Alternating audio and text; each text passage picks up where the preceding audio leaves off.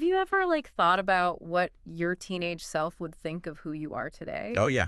Like, what if those old dreams, like the ones you made when you were younger, actually held, like, some secret key to figuring out your future? Interesting. So welcome to the Depth Dive, Yeah. where we go through all the information so you don't have to, Right. and we bring you the most interesting stuff. Cool. And today we're diving into a book called The Life List Okay. by Lori Nelson Spielman. I've heard of her.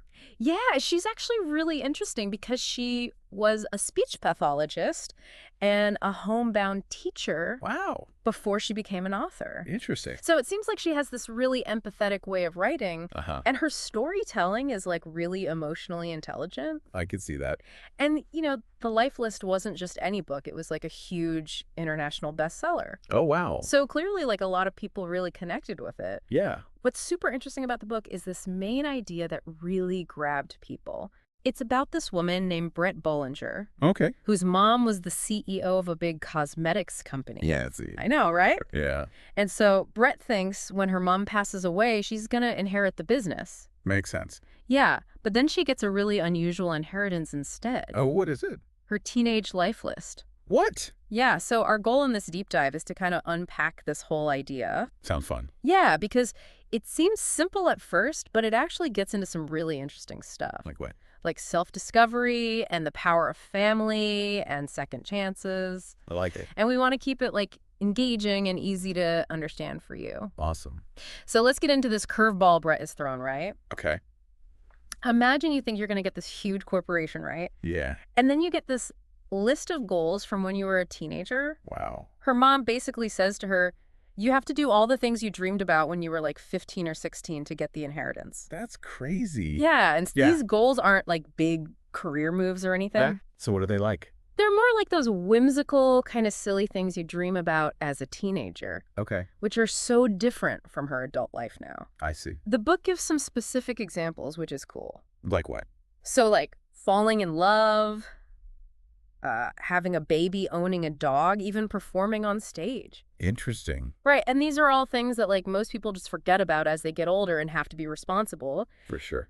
But having to do these things becomes like a turning point for her. Oh, so It forces her to really look at who she is now compared to who she wanted to be back then. that makes sense. Yeah, and it's not even just about like checking things off the list. What is it about?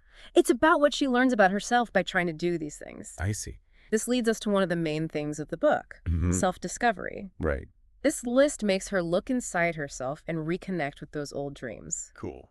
Think about a dream you had as a teenager that you've maybe forgotten about. Oh, okay. I'm thinking. How do you feel when you think about it now? And what does that tell you about where you are in your life now? I like that. Yeah, it makes you think about how much you've changed and what you might have lost along the way. For sure. The book shows how trying to achieve these random teenage goals actually makes her see who she really is now. Interesting. Yeah, it shows her values and fears and maybe even parts of herself she didn't know were there.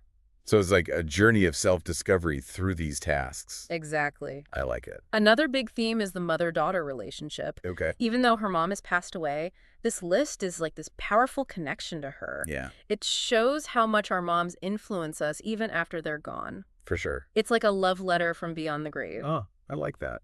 What's interesting is that this challenge isn't like a punishment from her mom. So what is it then? It's more like one last act of guidance. Oh, wow. It shows how much she cared about her daughter's growth and wanted her to understand herself. That's really sweet. Right. It's not about the money, it's about the lessons she wants to pass on.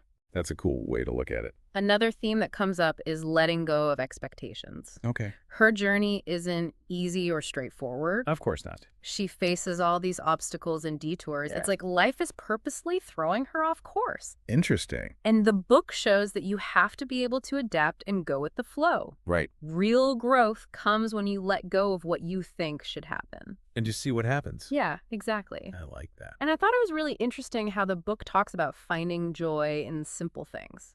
What do you mean? Well, some of these goals, like owning a dog, seem so small compared to running a company. Yeah. But it's through these small things that she rediscovers what truly makes her happy. That's cool. Right? It's like a reminder that happiness isn't always about big achievements. I agree. It's often the simple things that bring the most joy. Sometimes we forget that. Totally. And all of these themes tie into this idea of living authentically. Okay. The book really emphasizes choosing what feels right for you, even if it means going against what other people expect of you. For sure. Like, think about your own life. Okay. Are there areas where you've prioritized what others want over what you want? That's a good question. Yeah, and what would happen if you changed those priorities? Interesting. The book really pushes us to examine if we're living for ourselves or for others, That's deep. right? It's about being true to yourself and not just trying to look successful. Yeah. And I think that's why the book was so popular. Problem. People are looking for that kind of message. Yeah. It's described as really uplifting and heartwarming. I can see that. Like, it gives you this warm, fuzzy feeling, but also makes you think.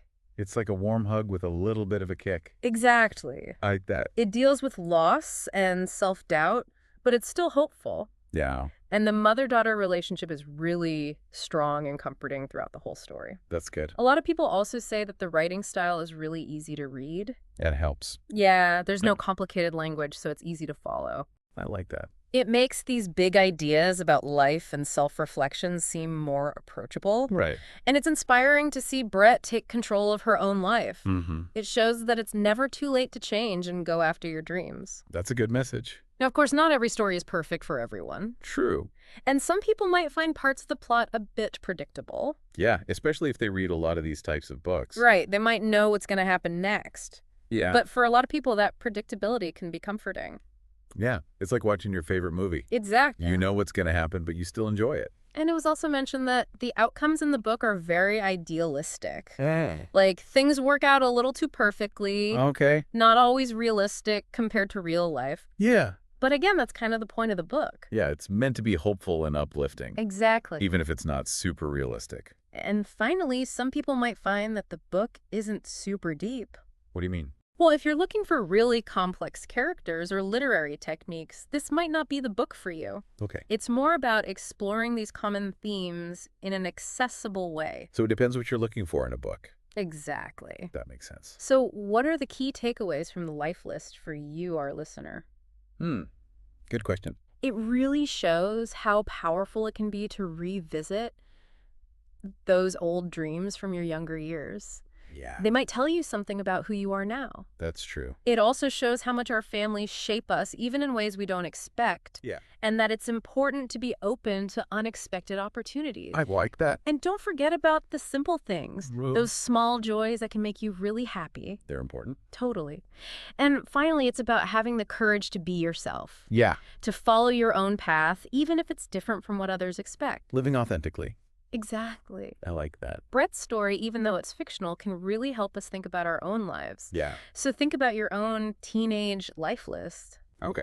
What's one thing on there that might still be relevant to you today? What's one small step you could take to explore that? Interesting.